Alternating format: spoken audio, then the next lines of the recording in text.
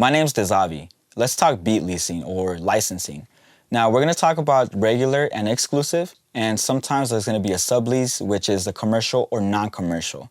Because the terms and conditions are set by the producers, what we're going to do is we're going to cover the principles of these leases and what makes them different. And we're also going to cover stems or trackouts and what they are and why it's beneficial to have them. Let's get to it.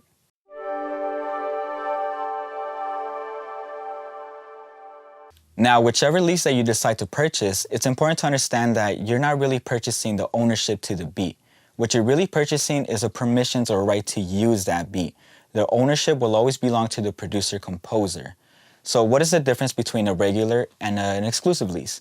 So an exclusive lease means that the beat is leased to only one entity, meaning a person, a band, a company, etc.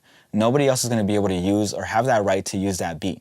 Now with a regular lease, that means that the producer can lease this out an unlimited amount of times, therefore resulting in many people having the same beat. An exclusive lease will always be more expensive, but that's because you know that you will be the only entity with that sound. And oftentimes you'll receive a high quality audio file like a WAV.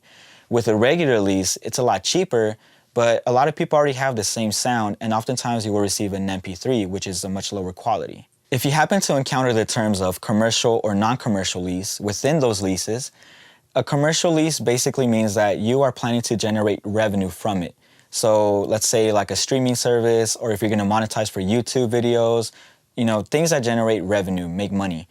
A non-commercial lease is when you don't plan on making any money from it. Say, for example, you're going to make a mixtape and you're going to throw it on SoundCloud that's not going to generate any revenue.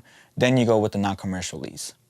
Stems or trackouts is when the beat's instruments are all exported individually. So the kick will be on a file of its own, the snare will be on a file of its own, the hi-hat, the bass, etc. Now the reason that you want to do this is because when the mixing engineer pulls the audio into the session, he or she can adjust the volume of each instrument individually so that your vocal sits in the mix, not on top of it. Now obviously this is to the discretion of the producer if he or she will allow you to have those files. It is hard, but it is not impossible, so always try to get stems. All terms and conditions will vary by producer, so before you agree to anything, make sure to read through everything. Some of them will have a limit on it. Some of them will be by time, some of them will be by plays. If it's a time limit, it'll say good for 2 or 3 years. Anything after those 2 or 3 years, you have to renew the lease. If it's by plays, it'll say maybe good for 20,000 plays. Anything after those 20,000 plays, you have to renew the lease. So keep an eye out for those things.